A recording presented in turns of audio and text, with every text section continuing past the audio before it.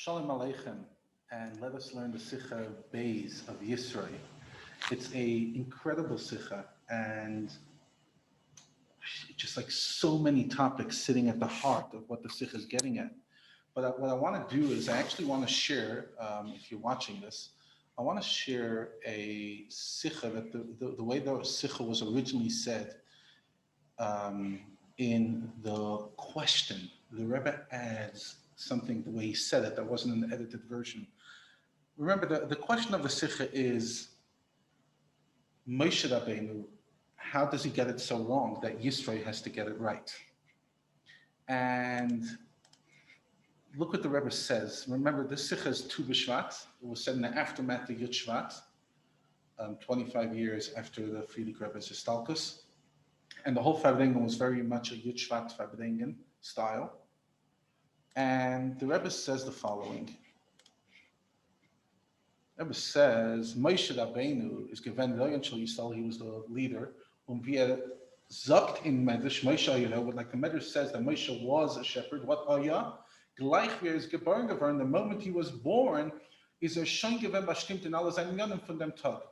He was already set up in all these things from the day he was born. Von dem Rege, when he is geboren geworden, as a sein Adaya Yisrael, that he should be Adaya Yisrael. Okay, first of all, that's quite amazing that Moshe Rabbeinu was set up from day one. Then he says, Moshe was the one who received Torah Sinai. Especially, there was already Luchas Shnias. Like Rashi says that this whole story of Yisro happened Motzei Yom Kippur, that there was already Luchas Shnias. So again, the question is, how could he make this mistake? Noisef, beyond that, it was already at a time that, as we said in Parsha Shmos Vayigdal, Moshe Rabbeinu grew up. Like it says in his forum that he was already 10 years old. And, or 20 according to other opinions, he saw their pain. He saw how Yidden are suffering. He saw how he can help them.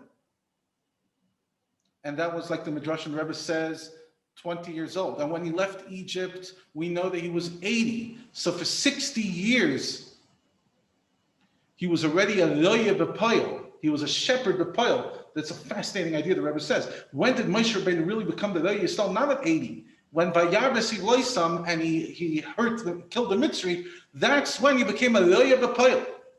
V'vayetze Vayarbes Loisam. When does a Rebbe become a Rebbe? Vayetze Vayarbes Loisam. It's already a mind-blowing idea that's not in the edited version.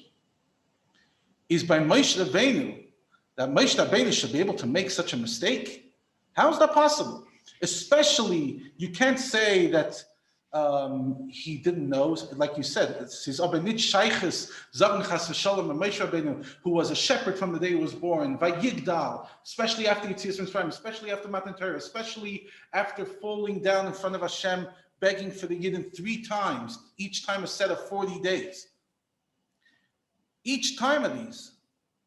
And then he says, Mecheni nam sivcha shekesafta. Is Moshe Rabbeinu chabt sich nicht? If the Alan Yad, Moshe Rabbeinu Kaviyach is not getting this. I was learning the Sicha, I was like, wow, those are like big letters to say about what Moshe Rabbeinu is and what ultimately what a tzaddik is. What's the answer? We learned in the Sicha that there is room for Moshe's view within Torah, and Yisro brings another view. Moshe Rabbeinu's view comes from when the Yidden are in Moshe Rabbeinu's space, then they are uplifted to his reality. Indeed, not that he thinks they're taka uplifted. Like the Rebbe says, when a child is in front of a teacher, they behave better. Every kid knows that. Versus when they're not in front of the teacher or the parent. So Moshe Rabbeinu is uplifting, that's his perspective, but again, he's only seeing them when they're in front of him. Comes Yisro and says, but there's a reality when they're not in front of you. I'm a ger, I'm coming from outside. I know they don't live in this inspiration. And they're talking about business, which is not your reality. So they're not at the level inherently where you are. So talk to them at that level. And interesting, the Rebbe says at the end of the Sicha, when he explains what the Sech says in Aramaic, Lashon Targum, he says that when Moshe Rabbeinu, this is Na'ara at the end in number 48, that when Moshe Rabbeinu repeats this story in Chumash Dvarim, in Parshas Dvarim, Over there, he doesn't attribute this idea of appointing, the Sarai Alafim, Sarai Meis to Yisro. He credits it himself. Why? Because now that Moshe Rabbeinu is saying it from his perspective, which is in Chumash Devarim, Mishnah Torah Amra Moshe mipi atzmai. In other words, the way Torah comes into the Ruach Kodesh of Moshe, and not the way it's mipi hagvura, then even mitzad Moshe, he realizes there has to be judges. When does Moshe Rabbeinu not realize there have to be judges? When he is seeing mipi hagvura. But when he is Ruach HaKodesh of Moshe, which is already a lower level than Mipi Agvura, then he's already able to digest it. In other words, there's two realities. There's the reality the way Mipi Agvura, Moshe Rabbeinu is seeing it in Lashon HaKodesh, the Iyah, and then there's the reality of the way Yisro sees it and the way Moshe Rabbeinu himself sees it in Chumash Devarim. And that is that they need guidance. They need Chachmei Yisrael. But in the perfect Rebbe fashion and in the aftermath of Yud Shvat, what does the Rebbe say in Nois Zayin? That even this has to be done through Moshe. In other words, appointing the judges has to be through Moshe Rabbeinu. And Va'at Sechsa has to happen through Moshe Rabbeinu's Ruach HaKodesh.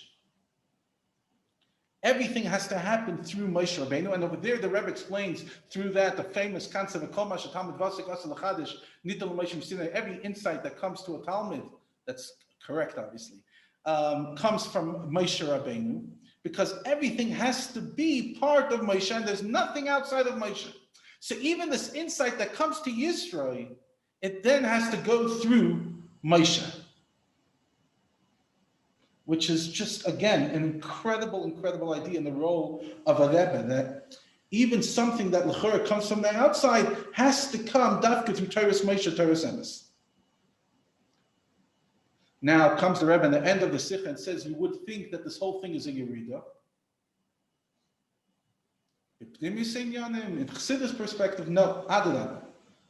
Through this whole change that was brought through Yisro, we achieved the level that we're able to take a yid, which is lamata mata b'yoser, and bring gavei b'yoser, as the Frierdiker Rebbe refers to in the Maimarim of Basi Lagani.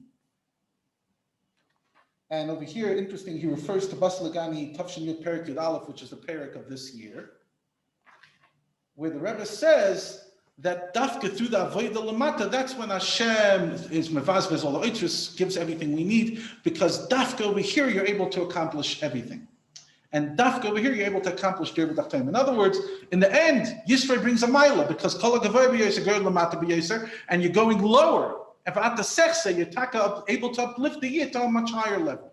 So what's at the heart of the Sicha? What's at the heart of the Sicha is, obviously, there's Moshe Rabbeinu's perspective, which is true, and Moshe Rabbeinu is a true roya, and that's why when the Yidden are by him, they're taka at his level. Then there's the perspective of Yisro, and truth, as the Rebbe says, even the perspective of Moshe Rabbeinu when he's not mipi agvur. But everything still comes to Moshe Rabbeinu. Mind blowing. Atzlacha Rabba Muflaga, and may we have atzlacha in our learning.